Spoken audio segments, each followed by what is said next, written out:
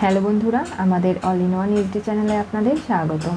আমি দীপিকা চলে এসেছি আপনাদের জন্য গীতা এলএলবি সিরিয়ালের আপডেট নিয়ে। কোর্টরুমের মধ্যে গীতা যখন জজ সাহেবকে বলে যে আমি অগ্নিজিৎ মুখার্জির ফোনটা আমার হাতে নেওয়ার অনুমতি চাইছি, সেটা অনুমতি পেয়ে যায়। এরপরে ভয়েস রেকর্ডটা শোনাতে শুরু করে। অগ্নিজিৎ মুখার্জি বলেছিল যে তুই তোর বিয়ের ছবি, হলুদের ছবি সবটা আমাকে পাঠাবি, এমনকি তুই আমাকে এই সব পাঠানোর পরে আমি কিন্তু তোর বিয়েতে যাব। পদ্মও বলেছিল যে ঠিক আছে পাঠাবো। এরপরে ছবিগুলো দেখাতে শুরু করে। রূপা আয়া সেন্টারের মালকিনও সেখানে ছিল, হলুদ মাখাচ্ছিল। বিয়ের ছবিও পাঠিয়েছে সাজিয়ে পদ্মকে। তাহলে এই সব কিছু প্রি প্ল্যান ছিল অগ্নিজিৎ মুখার্জিকে ফাঁসানোর জন্য, যেটা প্রমাণ করে দিতে পারে গীতা কোর্টের মধ্যে। আর নানাভাবে ভজন মিত্তির হেরে যায়। গীতা জানায় অগ্নিজিৎ মুখার্জির মতো একজন ভালো সুনামধন্য লয়ার সে জীবনে অনেক কেস নিয়ে নাড়াচাড়া করবে, সেটাই স্বাভাবিক। তবে তাকে ফাঁসানোর জন্য যে এগুলো করা হয়েছে, কে করেছে, সেগুলো এখন আসল কালপিটকে খুঁজে বের করতে হবে।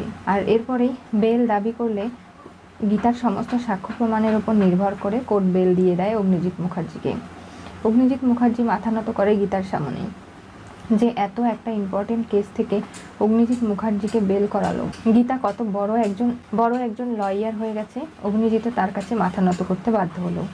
এদিকে পদ্মকে শেষ করার জন্য ভজন মিত্তির লোক পাঠিয়েছে। একজন ওয়ার্ড বয় সেজে গিয়ে পদ্মর স্যালাইন খুলে দেয়, মুখের অক্সিজেন মাস্ক, এমনকি যা যা ইকুইপমেন্ট ছিল সেগুলোর সঙ্গে পদ্মর শরীরের সমস্ত কিছু যোগাযোগ বিচ্ছিন্ন করে দেয়। গীতার সন্দেহ হয়েছিল পদ্মর উপর হামলা হতে পারে, তাই কাকুমণিকে পাঠিয়েছিল। সে যখন খবর পায় তখনই ফোন করে গীতাকেই। এরপরে নানাভাবে পঙ্কজকে দোষারোপ করে গীতা, যে আমি বলেছিলাম আপনাকে ভুল পথে কেউ চালিত করছে, আপনি মানলেন না, অথচ দেখছেন তো আজকে আমরা সবাই কোর্টরুমের ভেতরে ছিলাম। তাহলে কে এমন রয়েছে যে পদ্মকে খুন করতে এখানে আবারও এসেছে? কে চায় না যে অগ্নিজিৎ মুখার্জি সসম্মানে বেল পেয়ে এই কেস থেকে মুক্ত হয়ে আবারও নিজের স্বাভাবিক জীবনে ফিরে যাক? আমার মনে হয় তোমাদের দুজনকে কেউ না কেউ লড়াচ্ছে।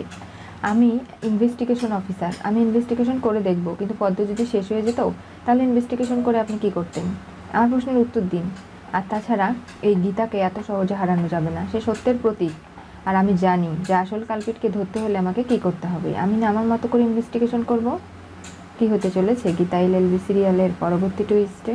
পদ্মকে গুন্ডাদের আক্রমণ থেকে গীতা বাঁচালো, অগ্নিজিৎ মাথা নত করলো গীতার কাছে। আজকে অগ্নিজিৎও বুঝতে পারলো যে গীতা যে সত্য এবং ন্যায়ের পথে, সেটা সে বুঝতে পারলো নিজের জীবন দিয়ে। আজকে গীতা পাশে না থাকলে অগ্নিজিৎ জামিন হতো না। ভজন যেভাবে উঠে পড়ে লেগেছিল কেউই পারত না তার সঙ্গে, তার ক্রিটিক্যালি ব্রেনের সঙ্গে। একমাত্র গীতা পেরেছে। কিন্তু পদ্মকে বাঁচিয়ে রাখাটা খুব জরুরি, তাই পদ্মর সিকিউরিটির ব্যবস্থা করছে এবার গীতা। জানতে চোখ রাখতে হবে আমাদের চ্যানেলে। পাশে থাকা বেল আইকনটি অবশ্যই করে ক্লিক করুন।